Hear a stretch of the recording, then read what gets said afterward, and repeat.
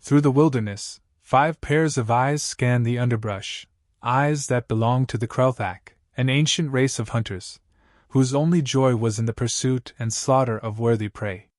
Silent and unseen, they moved as one, their telepathic link binding them into a single lethal force. Their leader, Vrakul, crouched on a moss-covered ridge, his gaze sharp as he caught the faintest trace of movement below. Their prey was close.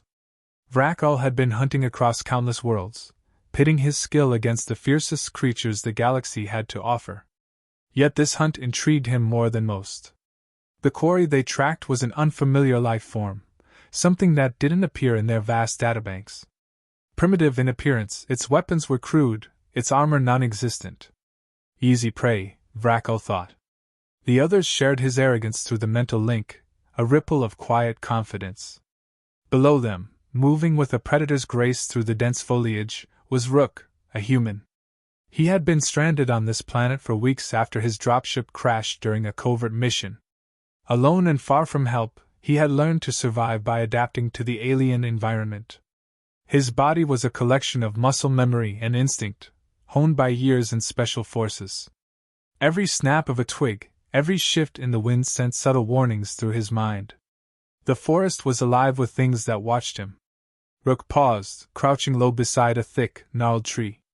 He didn't know what hunted him, but he felt the weight of eyes on him, the air too still, too quiet.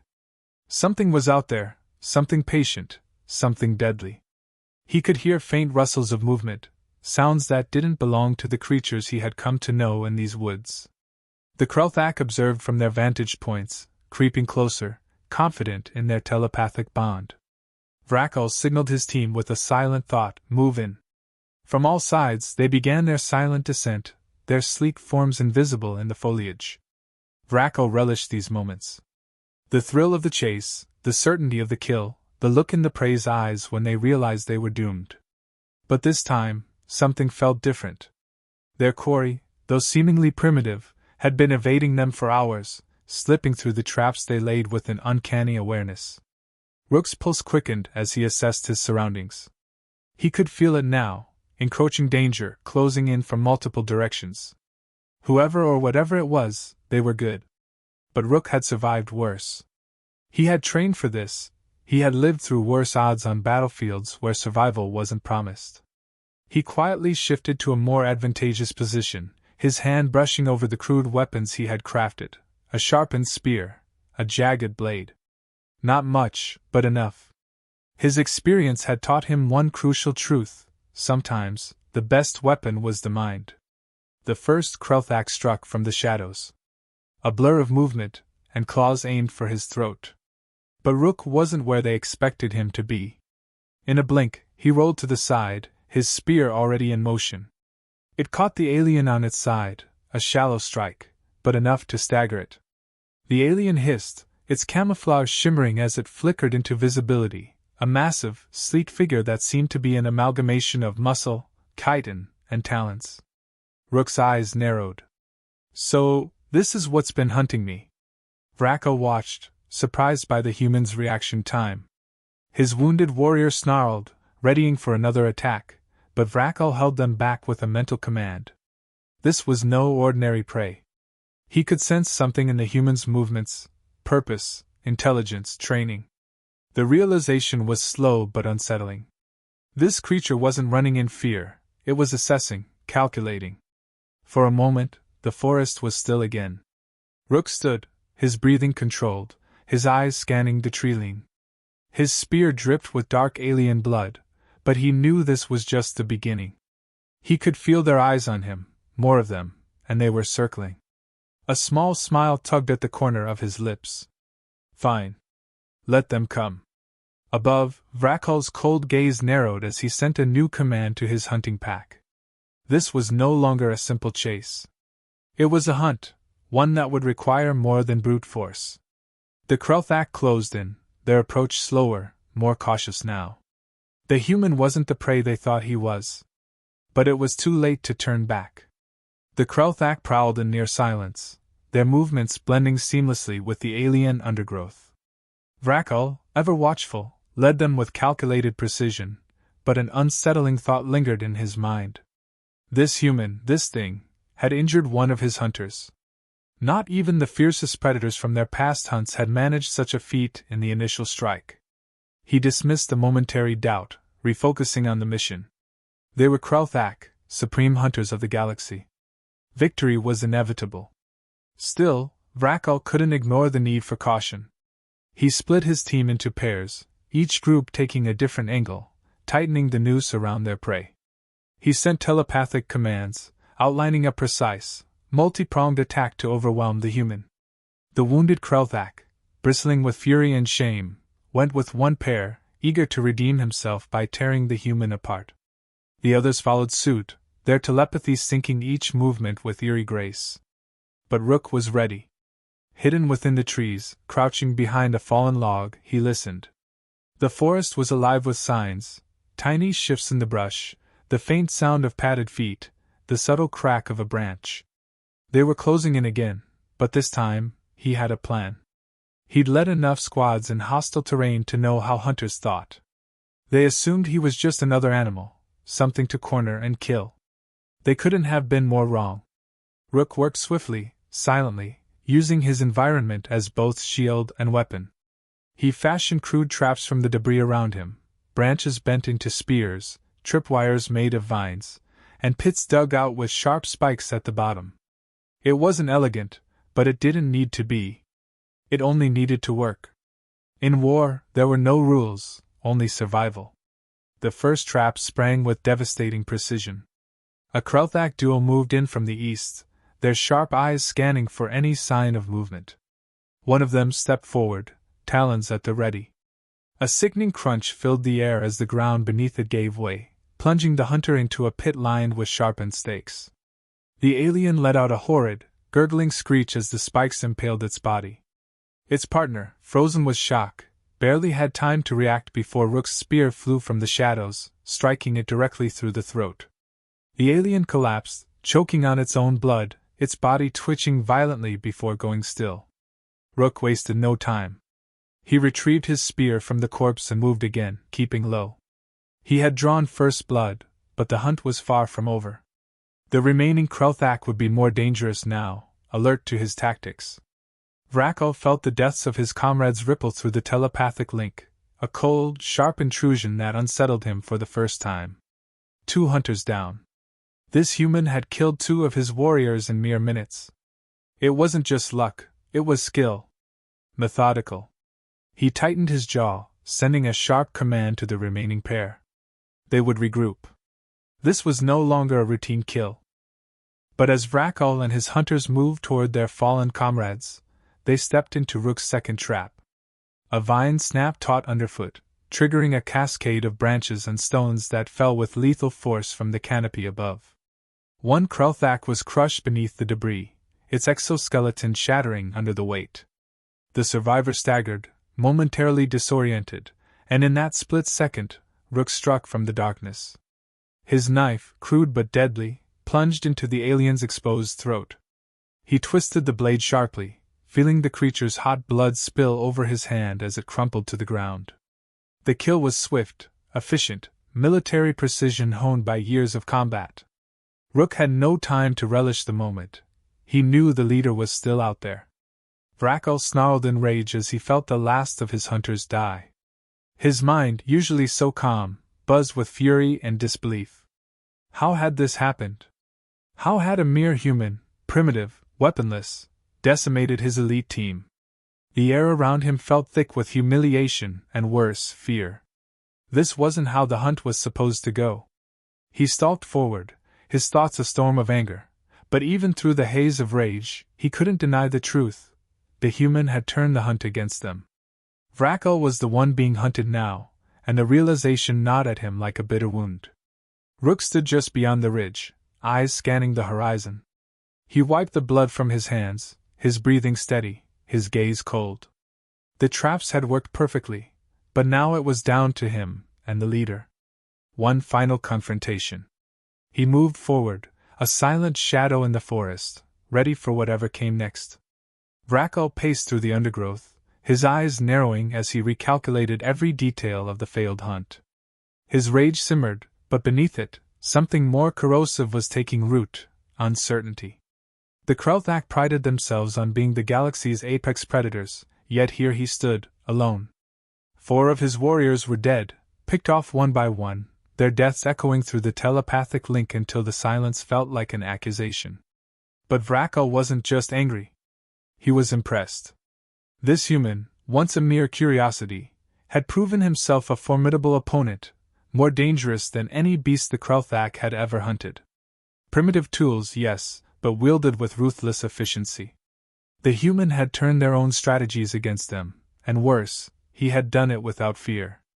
Rook moved through the forest like a ghost, always just out of reach, watching.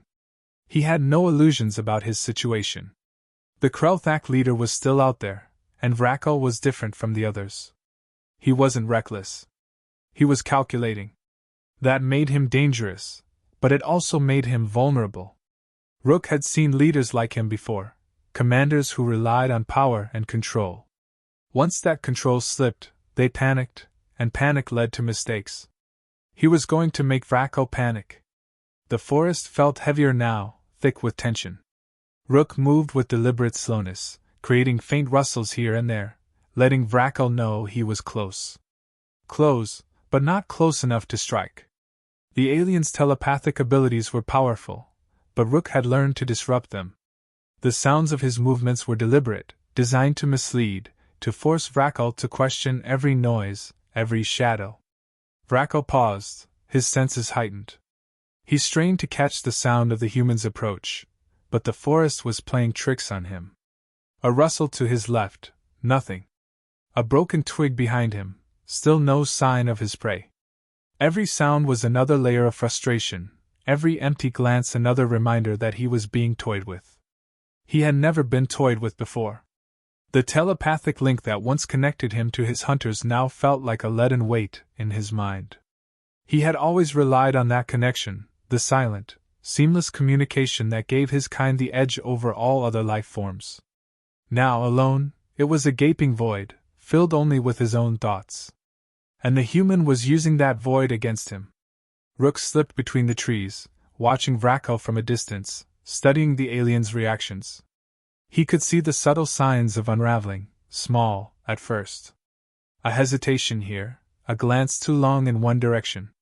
Vrakel's movements were no longer those of a confident predator. They were stiff, defensive. The human was in control now, and Vrakel knew it. Rook smiled grimly. He'd been trained in psychological warfare, taught to exploit the enemy's weaknesses. He didn't need to fight Vrakel head-on to win. He just needed to push him into a corner, where every decision became a desperate gamble.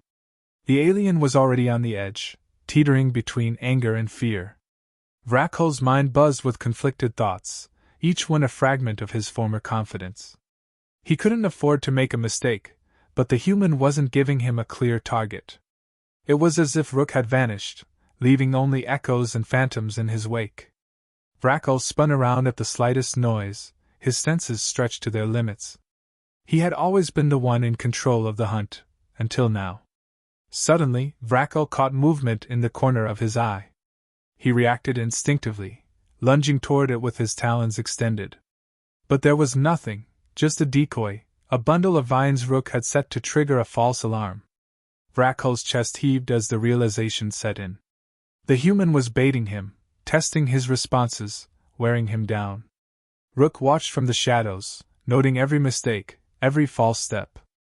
The alien was close to breaking, and Rook could feel the tension in the air, the kind that came before a final, desperate move. But desperation was exactly what Rook needed. Desperate enemies were predictable. Vrakel's thoughts turned inward, searching for any remaining advantage.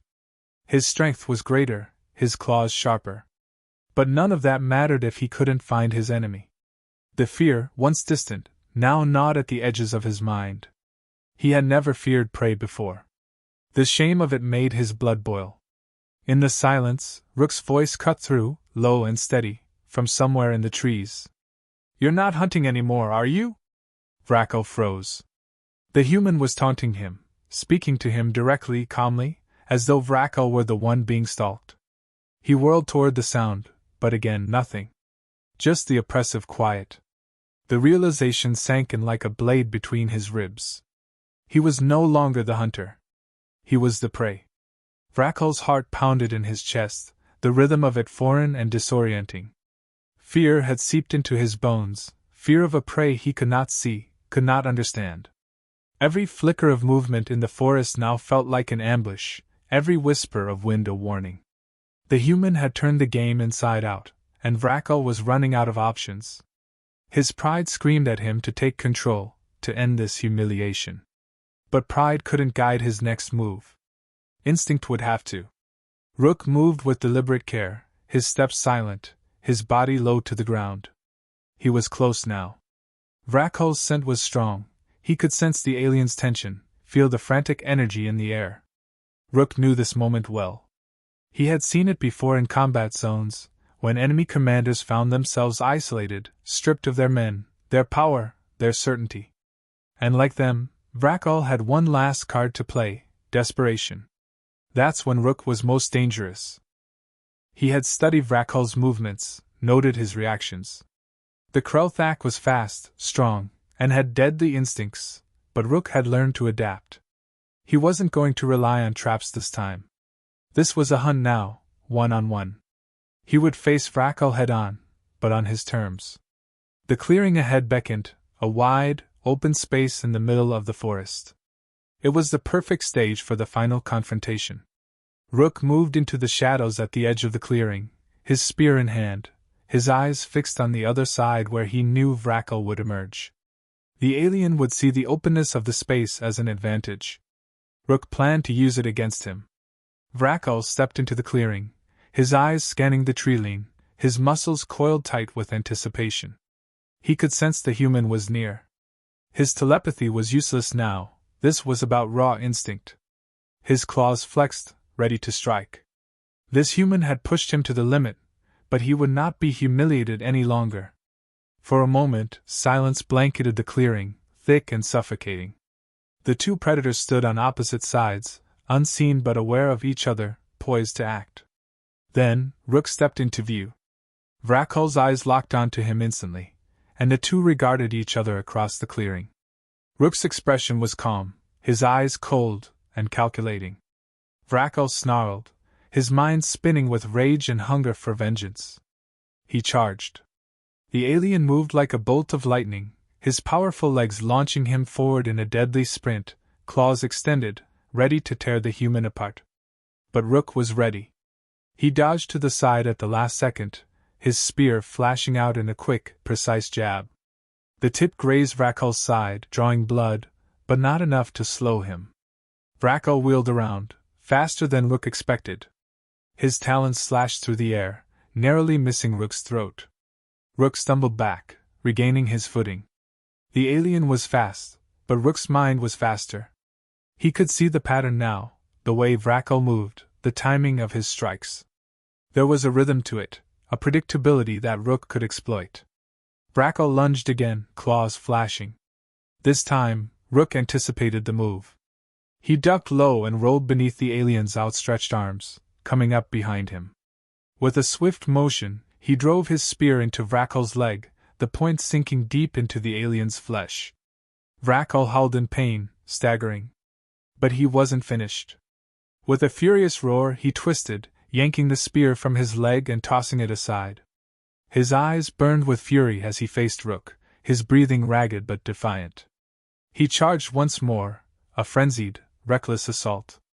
Rook didn't retreat this time. He stepped forward, meeting the alien's charge head-on. At the last second, he sidestepped again, but this time, he was ready for the follow-up. As Vrackel lashed out, Rook grabbed the alien's arm and twisted it behind him, using Vrackel's momentum against him. In one fluid motion, he brought the alien crashing to the ground, pinning him. For a moment, the two struggled, Vrackel thrashing beneath Rook, his claws raking the dirt. But Rook was relentless. With a swift, brutal motion, he pulled his knife from his belt and plunged it into the back of Vrackel's neck, severing the spine. The alien's body went limp beneath him. Silence fell over the clearing. Rook stood over the body, his chest heaving with exertion. Vrackel was dead. The hunt was over. But as Rook wiped the blood from his hands, he knew this was just the beginning. There were more Krelthak out there, more hunters who would come for him. They would never stop. But neither would he. Because this wasn't their world. It was his now.